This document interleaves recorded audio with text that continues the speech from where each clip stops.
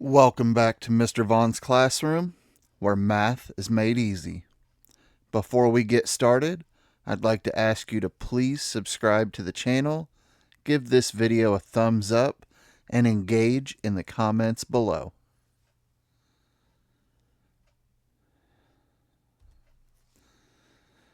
In this video, we're looking at Unit 7, Quadratic Equations, Lesson 10, Rewriting Quadratic Expressions in Factored Form. This will be our last lesson before the mid-Unit 7 test. Our learning goal today is to transform more complicated quadratic expressions into the factored form.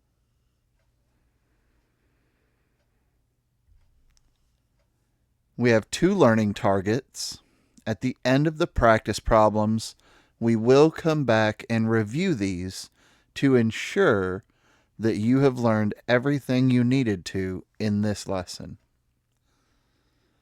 Learning target number 1 says that you can use the factored form of a quadratic expression or a graph of a quadratic function to answer questions about a situation.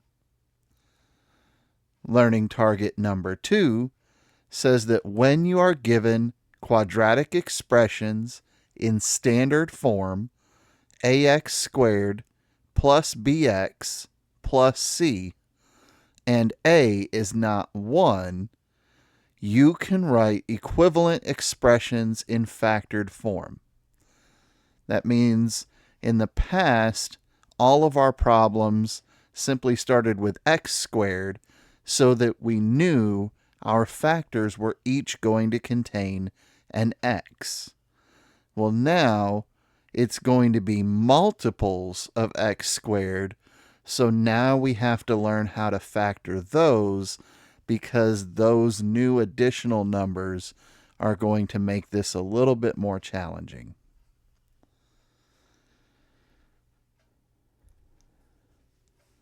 For glossary terms, remember that a coefficient is the number you're multiplying with the variable. So in the examples, when we see 3x plus 2, the coefficient is 3 because it's the number that's being multiplied by the variable. And in the example 5 plus p, we don't see a number multiplying the p, so it is understood to be 1.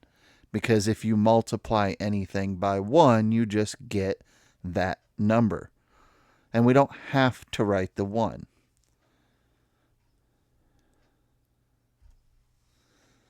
The next glossary term is constant. This is when we have a number by itself, not being multiplied by the variable. So they give two examples here, 5x minus 8. The 8 is the number that is not being multiplied by the variable, but you have to pay careful attention that you remember to keep the sign with the number. So for 5x minus 8, the constant would be negative 8. In the other example they give us, 12x minus 4, the 4 is the one that's not being multiplied by a variable, but we have to keep in mind that that minus sign stays with the 4, so the constant term is actually negative 4.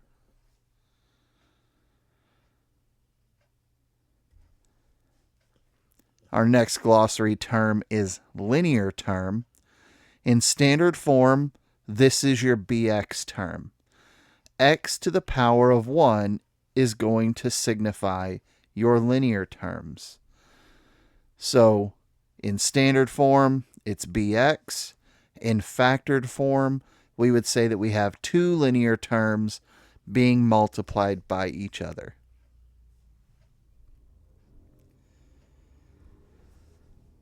And our last glossary term is zero product property.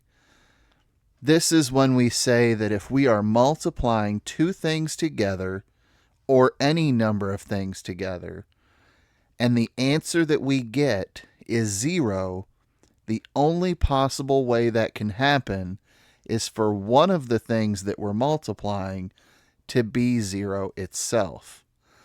We're going to use this a lot because when we are trying to find the x-intercepts, we take each function, we set it equal to 0, and solve for x, because if we're multiplying those factors together, then one of those factors has to be 0.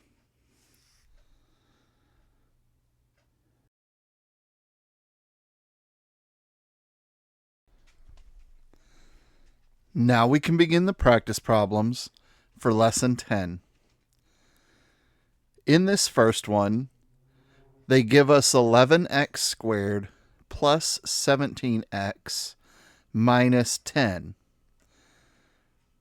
It says to write it in factored form, Diego first listed pairs of factors of negative 10.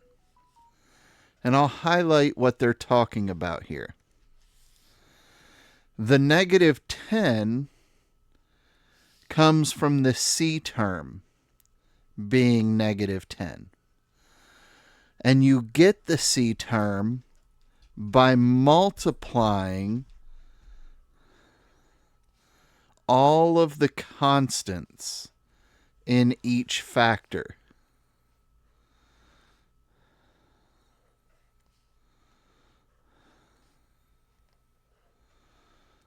So I'll put a note here about that. So the c term comes from multiplying the constant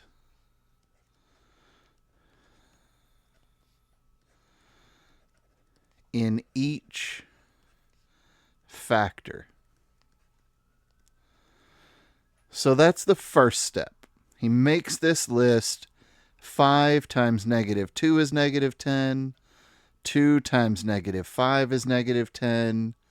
10 times negative 1 is negative 10. And 1 times negative 10 is negative 10. So then we need to think about how do we find the other terms. And the first one I'll talk about is the ax squared term.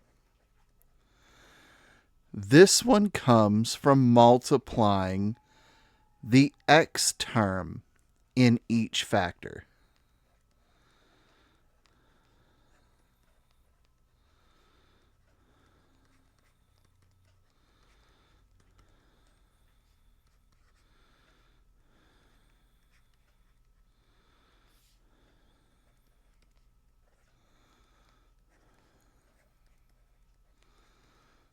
So, because we know that the x terms are going to multiply to equal 11x squared, that means that we can either have x times 11x, or we can have negative x times negative 11x. It's got to be a combination of this. And then the next term would be the bx term. And this comes from multiplying the x term in one factor with the constant in the other. You do that twice, and then you add the results together. So the bx term comes from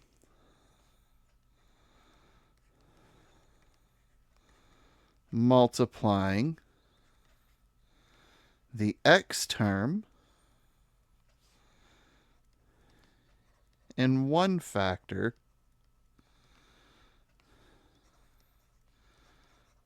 by the constant in the other factor.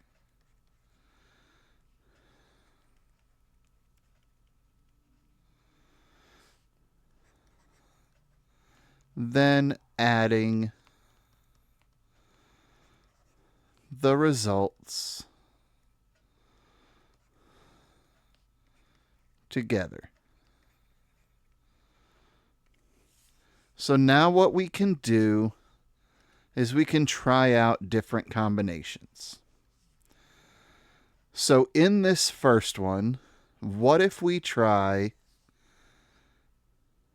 x and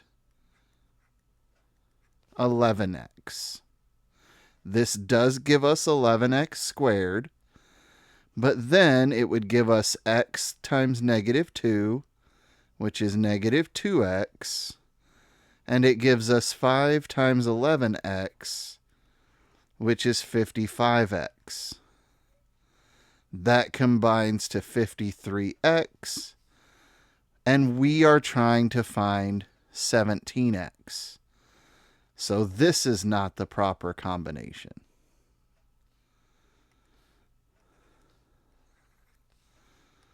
So let's try it the other way. What if we put 11x and x?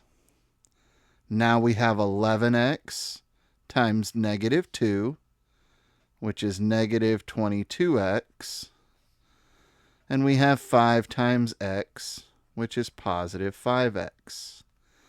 That comes out to negative 17x. Almost correct, but we want positive 17x, not negative.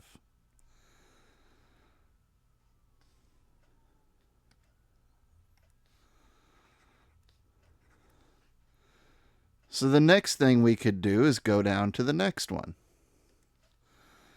And we can say x and 11x. Well, x times negative 5 gives us negative 5x, and 2 times 11x gives us plus 22x. Negative 5x plus 22x is positive 17x. So this one is correct.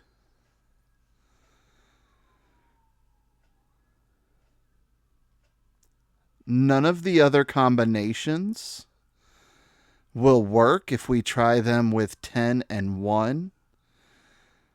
We're going to end up with combinations like 20x and 5, or we'll end up with combinations like 50x and negative 2. There's one more we could try, and that is if we tried the negative 11x and negative x. Negative 11x times negative 2 would give us 22x, and 5 times negative x would be minus 5x, and then 22x minus 5x would give us 17x. So this one would also work. So there's two different possibilities here. We either have negative 11x plus 5 times negative x plus negative 2, or we have x plus 2 times 11x minus 5. And this is the method that you would use to go about and figure these out. If you have any questions about any part of this practice problem, Please leave a comment below, and I'll get back to you with any help that I can offer.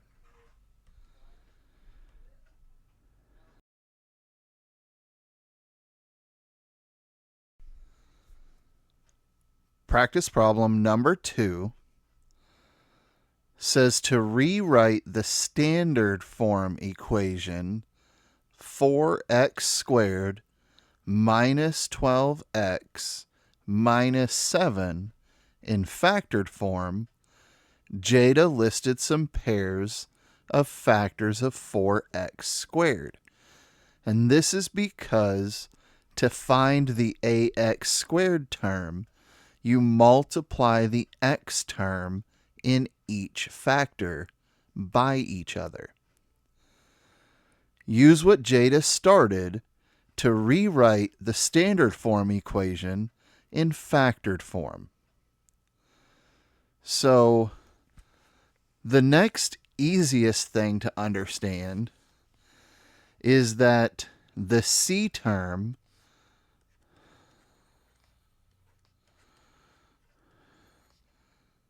in this case, -7, comes from multiplying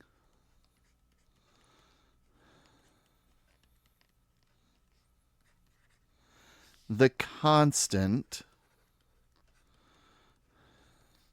in each factor.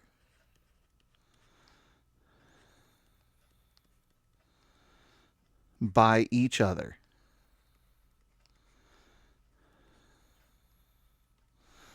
So, we know that these missing numbers need to be factors of -7. Well, -7 means that the signs need to be opposites.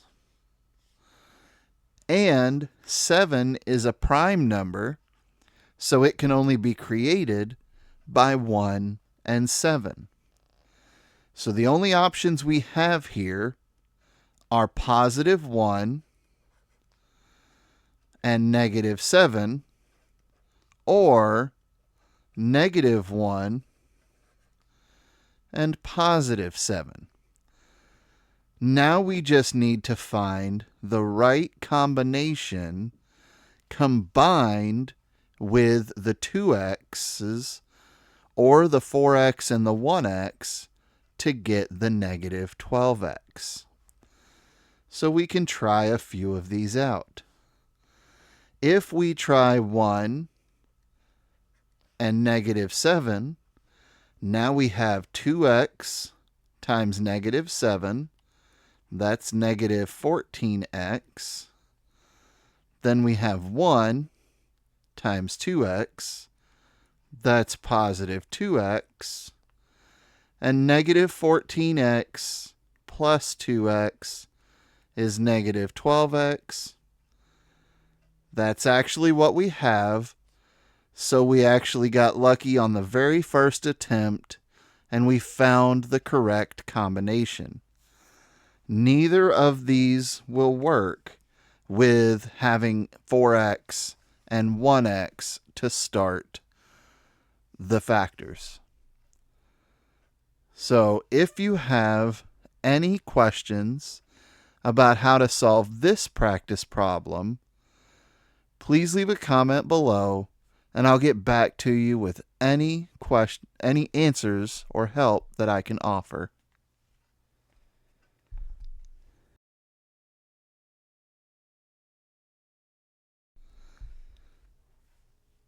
Practice problem number 3. Rewrite each quadratic expression in factored form, then use the zero product property to solve the equation. So in this one, not only do they want us to rewrite it in factored form, but then they want us to go that next step and find the solutions, which means find the x-intercepts. So if we look at number 1, we have 7x squared minus 22x plus 3 equals 0. So I'm going to put my parentheses here. Now, in order to make 7x squared, the only factors of 7 are 1 and 7. So I'm going to put 7x, and I'm going to put x. Now I know my numbers need to multiply to equal 3. Well, that means they're either positive 1 and positive 3, or they are negative 1 and negative 3. I also know they need to add together to be negative 22.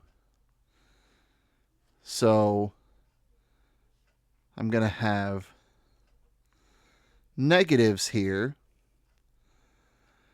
If I'm trying to think which way do I want to combine these, I can either have 7 times 1 and 3 times x, so then I'm combining 7 and 3, but that doesn't make 22.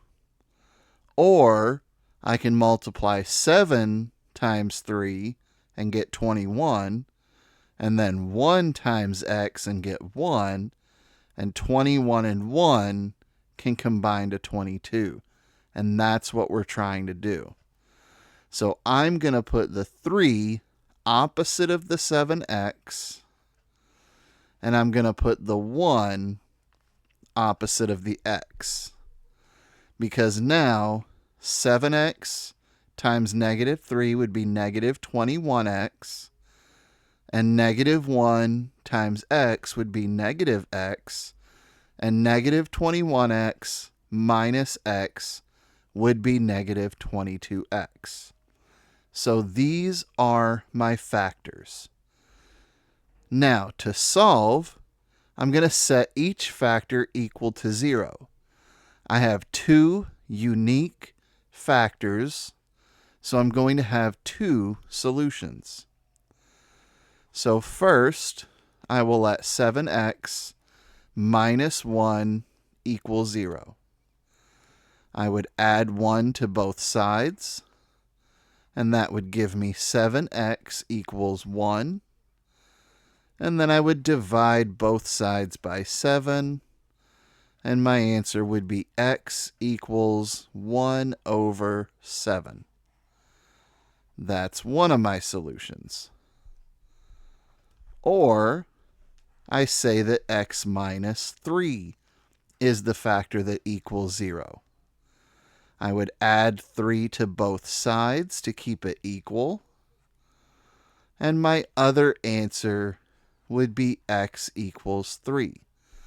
So these are my 2 solutions.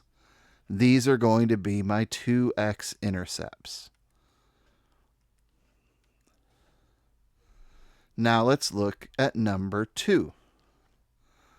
We have 4x squared plus x minus 5 equals 0. I'm going to put in my parentheses and set it equal to 0. Now, when I have 4x squared, this could be x and 4x. This could be 2x and 2x. So I'm not sure yet. 1 and 4, or 2 and 2. What I do know is that the only factors of negative 5 are going to be 1 and negative 5, or negative 1 and positive 5. So I at least know that there's a 5 and a 1. I just don't know which one's going to be positive or which one's going to be negative yet. So now I have to start thinking. I know that when I add them, I want them to come out to 1. So I could multiply 5 and 4 and get 20, and 1 and 1 and get 1, and that's a difference of 19, so that's not really what I'm looking for. Or I could flip them, and I could have 5 times 1, which is 5, and a 4 times 1, which is 4, and that is a difference of 1. So I think that's what I want to do. I want to put the 5 opposite of the 1, so I'm going to put the x in here, and I want the 4 opposite of the 1, so I'm going to put 4x over here. So now I just have to decide which one gets the plus and which one gets the minus. Well, I can see that my bx term is plus. So I want my bigger one to get the plus, and I'm going to end up with a 5x and a 4x. So I want the 5 to get the plus and the 1 to get the minus. Because now I would have 4x times x gets me 4x squared. 4x times negative 1 is negative 4x. 5 times x is 5x. And when I have negative 4x and 5x, that adds to x. And then I have 5 times negative 1, which is negative 5. So this is my factored form. Now looking at it, I can see that I have 2 unique factors.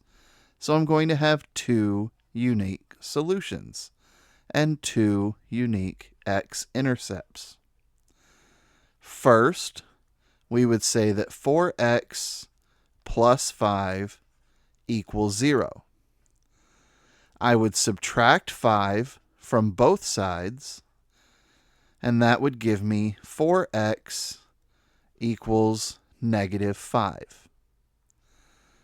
Lastly, I would divide both sides by 4, and my first answer would be that x equals negative 5 over 4. That's my first solution. That's my first x-intercept.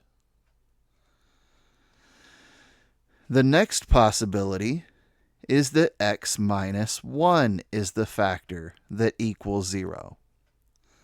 I would add 1 to both sides, and I would get my second answer, x equals 1, and that would also be my second x-intercept.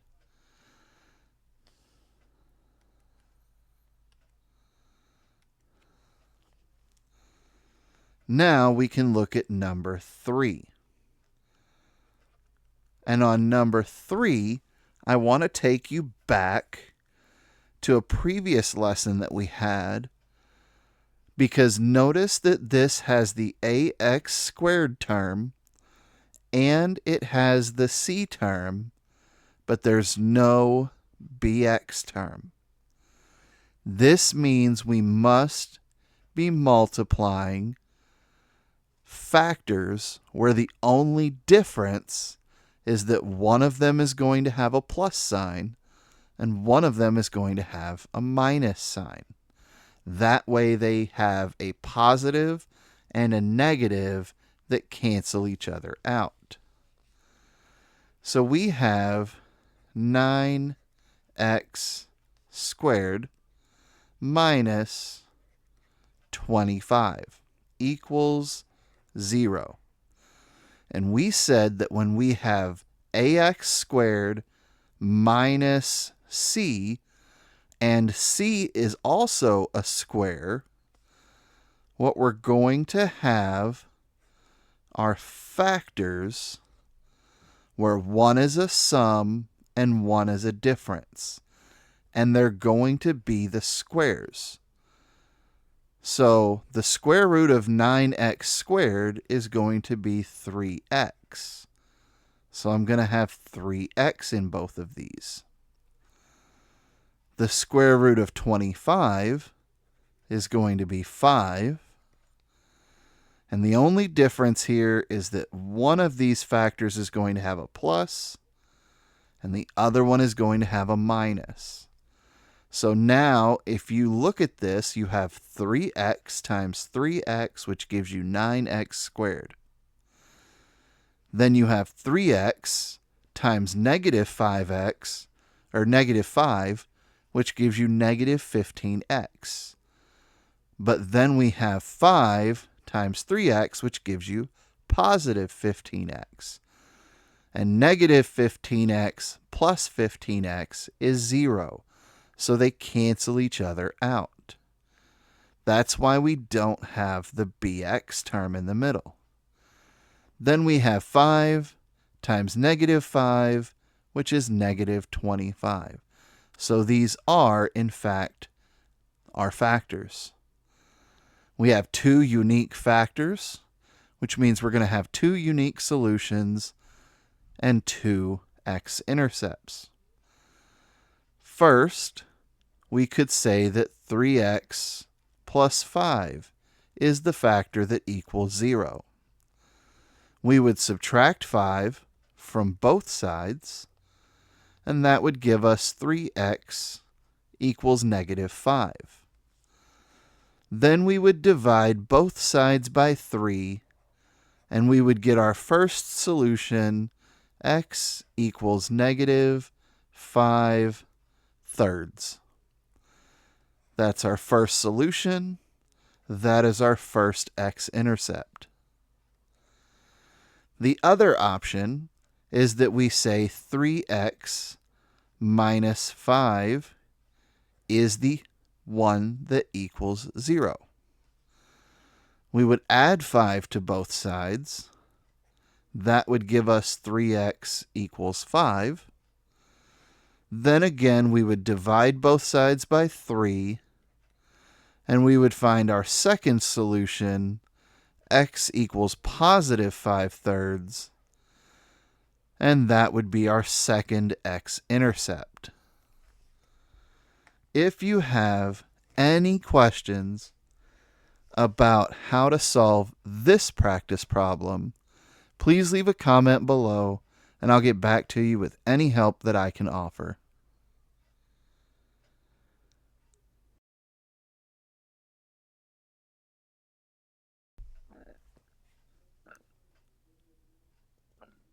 Practice problem number 4 is our last practice problem for lesson 10. It's also our last practice problem before the mid-Unit 7 test. So, again, if you have any questions about anything we've gone over in this unit, please engage with a comment so that I can get you any kind of help you need before you need to take that test. This one says Han is solving the equation 5x squared plus 3x minus 6 equals 0. And they give us his work. They want us to describe Han's mistake and then find the correct solutions to the equation. So let's check out Han's work. First, we know that ax squared is created by multiplying the x terms. So if we look, he said you have 5x and x, and that gives you 5x squared. And he's correct. That's the only combination we could have come up with at that point. So for right there, Han is good. The next thing we know is the c term, negative 6, is going to be created by multiplying the constants in each factor. So he has negative 2 and positive 3, and that does in fact multiply to negative 6. So, second step, Han is still good. Next, we need to check the bx term. which is 13x. We need to take the constant in one term and multiply it by the x in the other. We do that for each set, and then we add them together. So we're going to have 5x times 3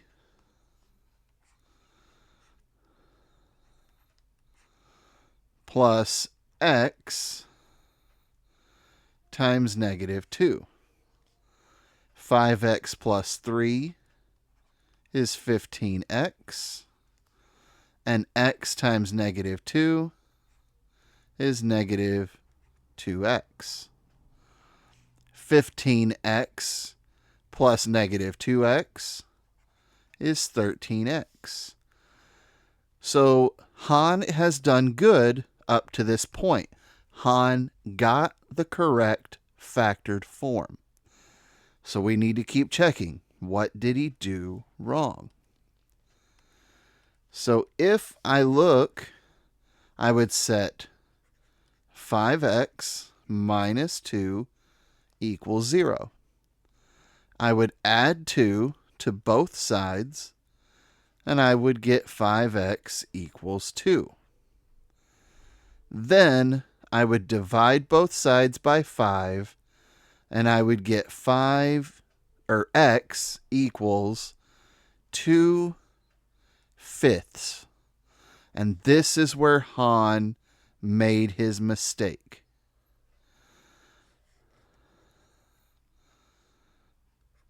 Han forgot to divide both sides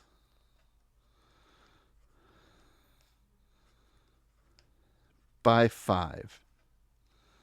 He divided the left side by 5, but he didn't divide the right side by 5.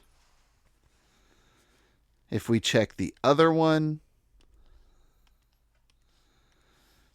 you would set x plus 3 equal to 0. You would subtract 3 from both sides and get x equals negative 3. That one was correct. So Han's only mistake was forgetting to divide the 2 by 5 when he divided the 5x by 5. If you have any questions about anything we've done on any of these lessons in Unit 7 up to this point, please engage with a comment below. I'll get back to you with any help that I can offer before you have to take the mid-Unit 7 test. Before we end this lesson, let's go back and look at the learning targets and ensure you've learned everything you needed to from this lesson.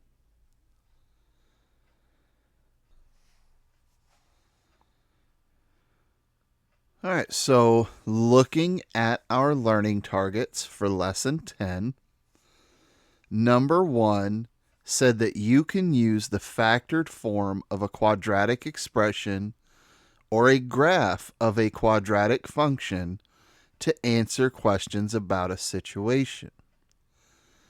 And what they mean by this is that you should understand that when you say you found a solution, what you are saying is that you found the x-intercepts. So whatever situation it is that you are modeling, when you find the solution to this situation, what you're really finding is the value of your x variable that is making your y variable 0. Learning target number 2 says that when you are given quadratic expressions in standard form, that you can write equivalent expressions in factored form. And that's what we spent this whole lesson doing. This time they made it a little more difficult because now it wasn't simply x squared. There was an a that was not 1. So a couple of things to remember. Your ax squared term is created by multiplying the x terms in each factor by each other. So that's the first thing you can do, is make a list of factors that equal your a term. Then you need to know that your c term is created by multiplying the constant in each factor by each other. So you need to create a list of factors for your c term. And the last piece of the puzzle is that your bx term is created by multiplying the x term in one factor with the constant in the other factor, then doing the same thing for the remaining x term and constant, and then add those results together. So through a combination of looking at possible factor pairs and then how they end up adding together, that is how you use trial and error to find your proper factors. I hope everything we covered in this lesson made sense to you. If you look in the bottom left corner, you'll see another video that YouTube believes will help you. In the bottom right corner, you'll see the subscription button to the channel. And if you did find this helpful, please give the video a thumbs up. I look forward to seeing you in the next lesson.